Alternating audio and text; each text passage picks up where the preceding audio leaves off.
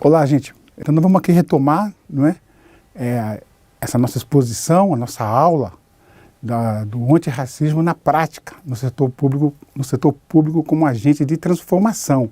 Então, meu nome é Manuel Júlio Vieira, sou militante do Movimento Negro Brasileiro, pertenço à União de Negros e Negras pela Igualdade, que é uma entidade nacional do Movimento Negro Brasileiro. Também pertenço a uma articulação nacional chamada Convergência Negra. A Convergência Negra reúne em torno aí de umas 10, 9 entidades nacionais do movimento negro. Eu sou da assessoria política do gabinete da deputada estadual Alice Brandão, do estado de São Paulo, né? E também fiz parte do Conselho Nacional da Promoção da Igualdade Racial do governo federal, da gestão de Lula e Dilma, que era a antiga CEPIR, juntamente ali com várias entidades do movimento negro e com um conjunto de ministérios. Então era o Conselho Nacional. Então nós falamos sobre o Estado, né, como agente responsável de aplicar as políticas de ação afirmativa a partir do racismo estrutural que o nosso país vive, ou o mundo vive, né, o racismo estrutural, que é uma raça que domina uma outra raça, e de várias formas, né? Através da política, da economia, da cultura, da violência física, da violência mental. Então nós precisamos mudar essa estrutura. Então, enquanto não se muda essa estrutura, o movimento negro tem lutado constantemente, né, aqui no Brasil para viabilizar então as políticas públicas. Nós tivemos avanços importantes na elaboração a partir dos anos 90, na entrada dos anos 2000. Então nós avançamos muito nessa questão. E tivemos as conferências nacionais, né? Isso também ajudou muito. A conferência de 2005, de 2009, 2013, 2018. Então as conferências foram marcos importantes, onde reuniu os militantes do movimento negro brasileiro com os três órgãos, né? O governo federal, estadual e municipal. Então, dessas conferências nós tivemos um conjunto de propostas, de ações, e estamos nesse processo desses anos todos tentando viabilizar, né? É um processo difícil, mas temos tido vitórias importantes da luta racial aqui no Brasil. E eu vou aqui procurar passar para vocês aquilo que eu considero alguns marcos importantes, algumas leis importantes da nossa vitória do movimento negro. São vitórias positivas. É bom aqui frisar.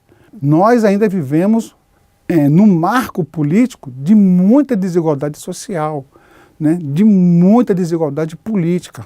Há uma contradição política no nosso país tremenda, de uma massa de trabalhadores, né, fora do mercado de trabalho. E essa contradição, essa desigualdade social precisa ser alterado. Enquanto não há essa alteração, nós então vamos procurar, através de políticas afirmativas, de amenizar, ganhar espaço político, garantir a nossa sobrevivência política também, a nossa sobrevivência enquanto ser humano, de homens e de mulheres negras do nosso país. Nós tivemos uma vitória importante em 1988, porque não tinha essa lei, que é a Lei K.O., que é a lei manda prender, que é a Lei 7.716, né, que é a lei contra o racismo. A Lei K.O., que sofreu algumas alterações no percurso do tempo, alterações importantes, positivas, mas eu considero que essa foi a primeira lei, em 88, que o movimento negro conseguiu, através do deputado federal Carlos Augusto, né, então, que leva o nome dele, que é K.O., conhecido como deputado K.O., que manda prender quando um homem, uma mulher, um jovem é discriminado, né, pela sua cor de pele. Qual outra lei também que eu considero importante nesse nosso processo de política de ação afirmativa? Para vocês verem o absurdo do nosso país. Um país que tem a sua grande maioria de homens e de mulheres negros, nós podemos considerar que 80% da cultura nacional é uma cultura negra que tem uma grande influência do continente africano. Então nós damos grande contribuição para essa formação cultural, esse caldeirão cultural que é o nosso país, mas foi apenas também em 1988 que nós conseguimos constituir a Fundação Cultural Palmares, que era um departamento, uma fundação, era um órgão do governo federal que passou então a pensar, a elaborar políticas para a cultura negra, para a gente poder ter acesso, né, aos recursos públicos do governo federal. Isso em 1988. Aí nós tivemos também, não é que eu vou depois tratar com mais profundidade aqui, que é o Estatuto da Promoção da Igualdade Racial. Eu falei lá atrás, né, que é a Lei 12.288 de 2010, que nós levamos aí quase 6 anos de debate, discussão, mobilização, conversa, diálogo com os parlamentares, com senadores, com o presidente da República, com o ministro do Supremo Tribunal Federal. Foram 6 anos, né? O mentor que nos ajudou a articular esse processo todo na época foi o senador Paulo Paim, né? O senador negro lá do Rio Grande do Sul. Ele que apresentou a peça do Estatuto da Promoção da Igualdade Racial. É bom aqui dizer também que a CEPIR, através do seu assessor especial, que hoje já falecido, Benedito Sintra, que foi uma grande liderança do movimento negro, que viabilizou, dialogou, conversou, negociou. Foi uma batalha de 6 anos, gente. Então nós aprovamos o Estatuto da Promoção da Igualdade Racial. Como se fosse o Estatuto da Promoção da Igualdade Racial, como se fosse o Estatuto da Criança e do Adolescente. Como se fosse o SUS, uma regra da saúde pública do nosso país. Como se fosse o ECA. Então, o Estatuto da Promoção da Igualdade Racial, que trata de um conjunto de questões na área da saúde, da educação, da moradia, do trabalho, da cultura, da religião, da mulher, da juventude, do idoso. Nós conseguimos aprovar o Estatuto. É pouco conhecido. Eu vou mais na frente falar sobre isso.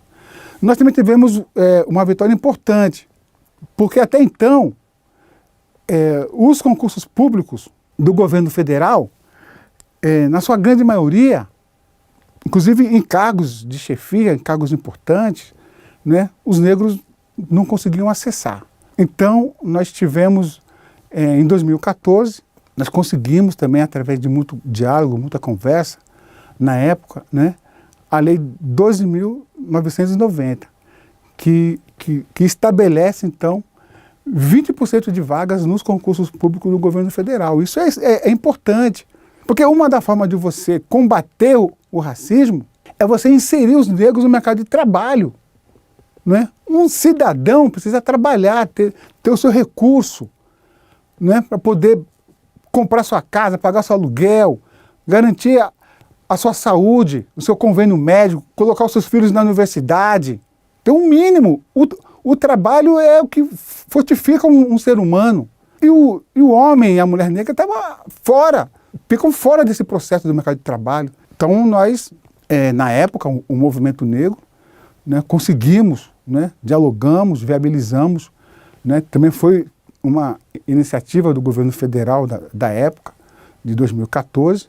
Então hoje, né, 20% de qualquer concurso público do governo federal, 20% é reservado para homens e mulheres negras. Considero também uma outra vitória importante, né, hoje foi um debate intenso na nossa sociedade brasileira, foi muito intenso mesmo, né, inclusive vários canais de televisão eram contra, né, vários pensadores da sociedade brasileira, inclusive pensadores avançados, né, do nosso campo da democracia e tal, que era a questão das cotas nas universidades públicas. Foi um debate intenso. Muita gente era contra. Onde já se viu da cota? Vai desqualificar as nossas faculdades públicas? Isso é um absurdo. Dar cotas? Isso é racismo ao inverso. Eles diziam isso. Vários editoriais de jornais Folha de São Paulo, Globo, a revista Veja. Foi um debate intenso que nós travamos com a sociedade brasileira, mas nós ganhamos esse debate, né? Trouxemos um conjunto de intelectuais brancos que compreenderam, assimilaram os partidos políticos, né? Parlamentar, que era preciso inserir os negros nas universidades públicas federais. Como é que você tem uma demanda de jovens negros, né, fora das universidades públicas, onde você vai construir o futuro da nação, né, profissionais qualificados, né, em várias áreas profissionais. E nós tínhamos aí 0, alguma coisa de negros nas universidades. Isso era um absurdo, isso era uma coisa que não podia se admitir no Brasil. Travamos essa batalha, né, e fomos vitoriosos, né, em 2012.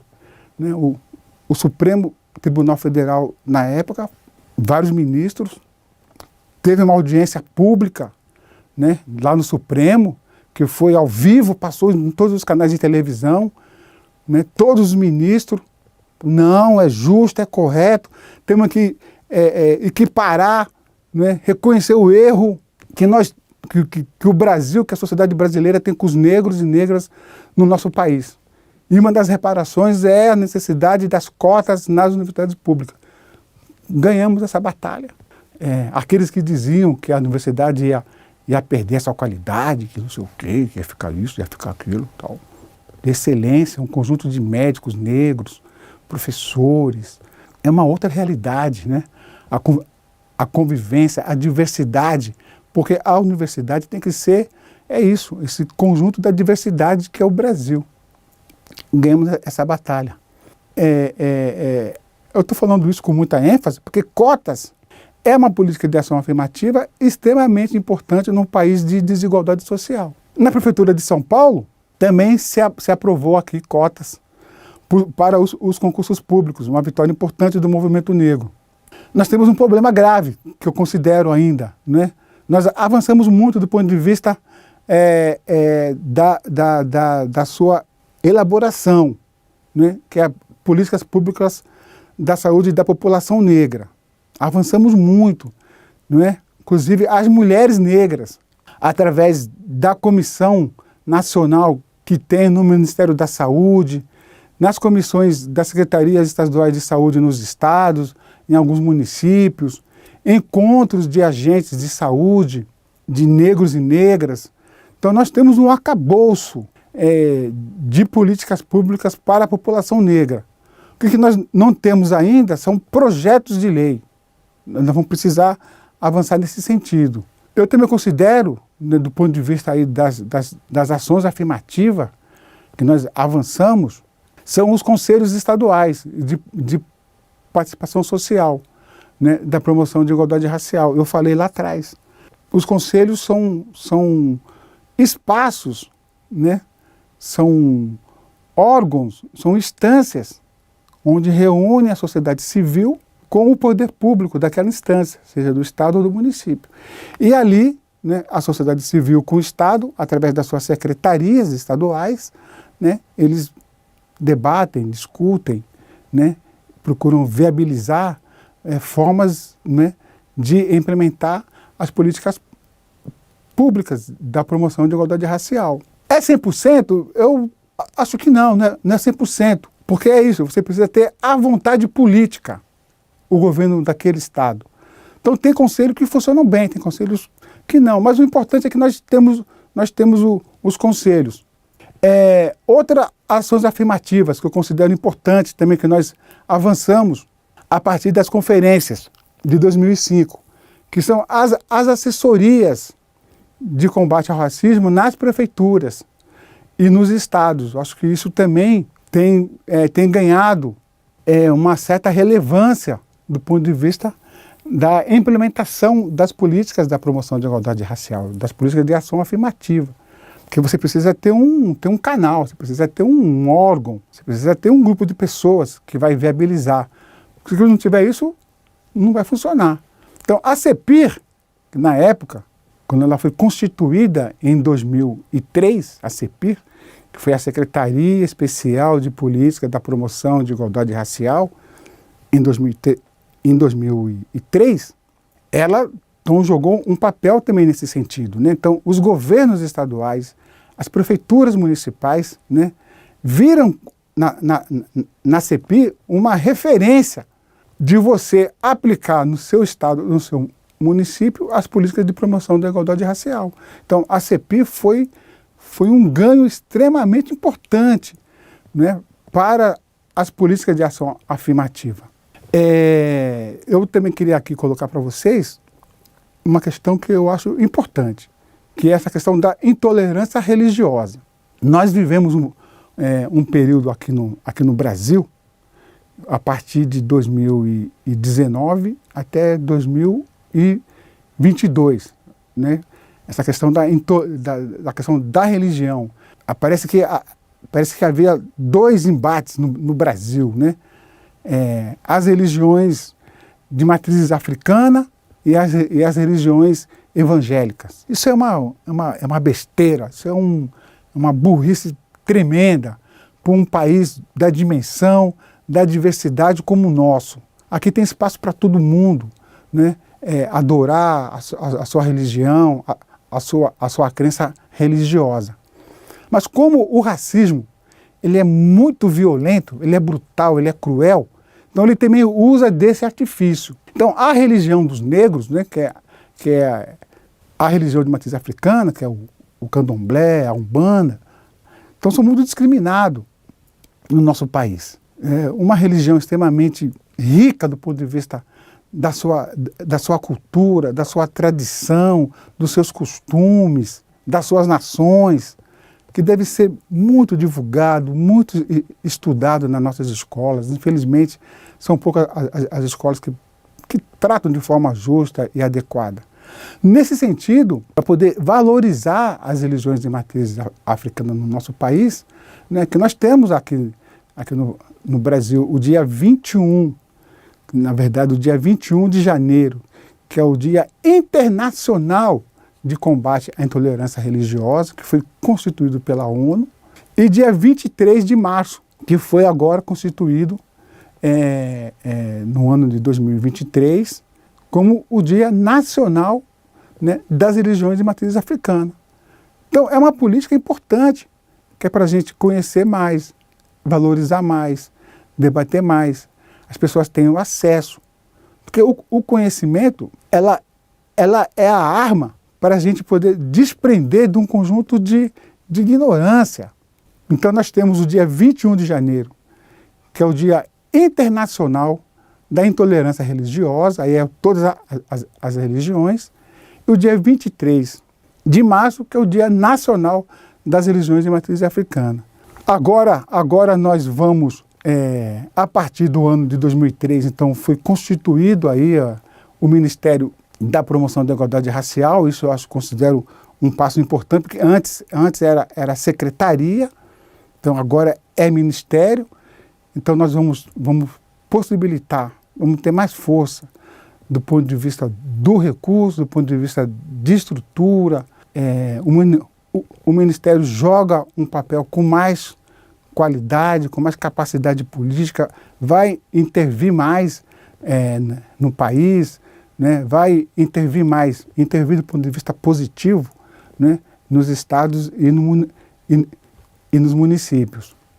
Eu falei aqui, mas eu vou jogar uma ênfase importante, que eu considero importante, que é a Fundação Cultural Palmares, né, que é um órgão, que é um departamento, que hoje é ligado ao Ministério da Cultura, porque antes, na sua fundação, ele era ligado à Casa Civil, né, mas de uns anos para cá, hoje então ele pertence ao Ministério da Cultura, a Fundação Cultural Palmares, né, que joga esse papel de retomar essa relação com os estados e municípios para fomentar, né, os valores culturais, históricos, sociais e econômicos dos negros e negras no Brasil. A Fundação Cultural Palmares, nesse ano de 2023, vai ser presidido por um grande conhecedor da cultura nacional, né, preside, mas pediu o afastamento, que acho que é de conhecimento da grande maioria do povo brasileiro, que é o João Jorge, que presidia o grupo Olodum. Quem não conhece o Olodum? Não conhece o Olodum? Né? Um grande bloco carnavalesco de Salvador. Né? Então nós vamos ter aí na presidência da Fundação Cultural Palmares, nada mais, nada menos que o João Jorge, um grande intelectual da cultura afro-brasileira. Queria fazer essa referência porque eu considero extremamente importante. E vou aqui também reafirmar que é a questão da Lei 10.639, que é uma outra política de ação afirmativa, que eu também considero, nós falamos aqui das cotas, né, nas universidades, mas a Lei 10.639, que foi aprovada em 2003, logo depois da eleição presidencial do Lula em 2002, então logo em 2003, né, foi aprovado a Lei 10.639. Essa lei trata exatamente do quê? É do ensino da história da África e afro-brasileiro nas escolas públicas e particulares. Eu considero um instrumento de politização afirmativa extremamente importante, porque você vai valorizar, você vai discutir, você vai apresentar para os nossos jovens nas escolas, né, o que é a cultura africana, o que é a cultura afro-brasileira, nas suas variáveis dimensões. Isso ajuda a combater o racismo. Mas, infelizmente, os estados e municípios ainda não foram ganhos ou não estão compromissados, porque é isso. A luta racial ela é constante. O fato de ter a lei não quer dizer que ela vai ser executada, né? Mas existe a lei, é uma lei importante, né? Nós estamos procurando aqui criar mecanismos, formas de ganhar o setor público estadual, o setor público municipal, de viabilizar a Lei 10.639 nas redes municipais. A Lei 14.532 de 2023, ele está fazendo um ajuste na Lei CAO.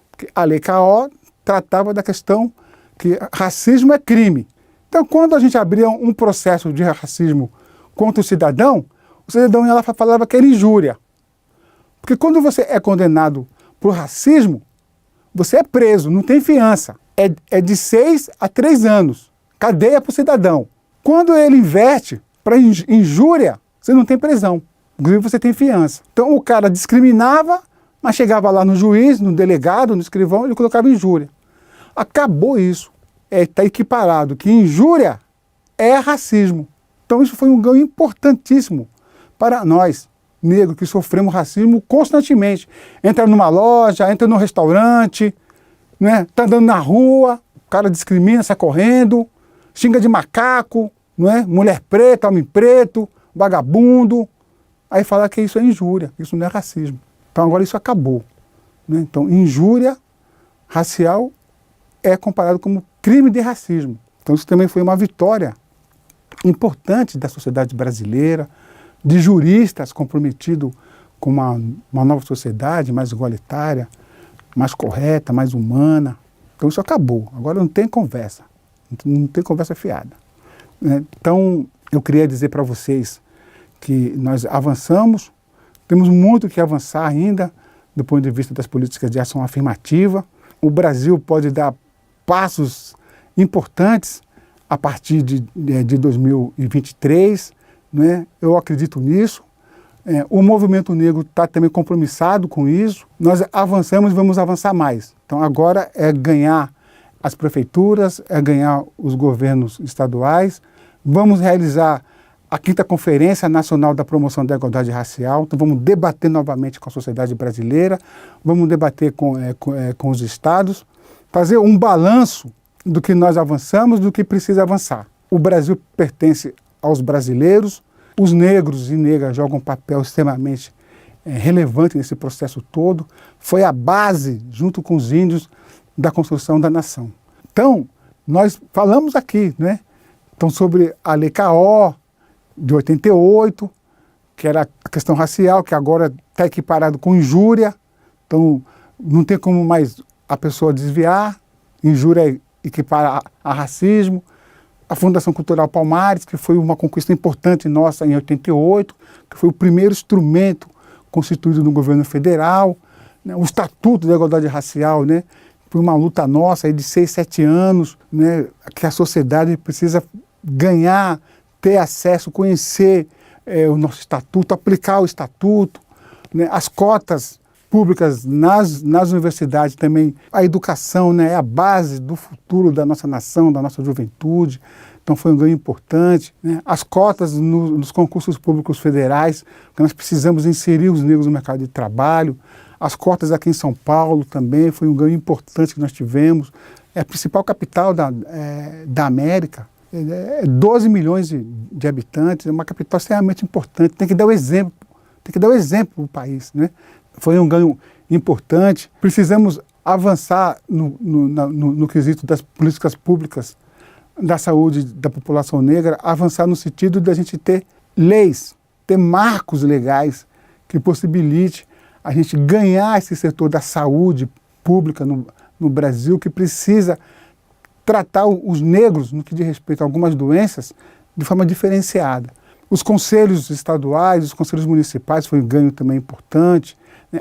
As assessorias, a CEPI, né? A questão da intolerância religiosa e agora o Ministério da Promoção de Igualdade Racial. Então a gente procurou aqui trazer esses temas, essas políticas, na verdade são políticas de ação afirmativa, que a gente foi construindo e conquistando no marco aí desses anos todos aqui no Brasil. Temos muito que avançar ainda no que diz respeito à violência da juventude negra na periferia, né, que é o principal alvo da polícia militar, né, ter sido uma vítima violenta, né, a nossa juventude negra, nós precisamos tratar isso com mais profundidade, com mais carinho, essa questão da violência policial, mas eu acredito que nós vamos construir uma nação mais justa e mais igualitária com o povo brasileiro. Então eu queria aqui agradecer, estamos juntos aqui nesse processo da construção de uma nação mais igualitária, mais humana, mais democrática, né? E que todos podamos aqui caminhar de mãos juntas. Um abraço, estamos juntos.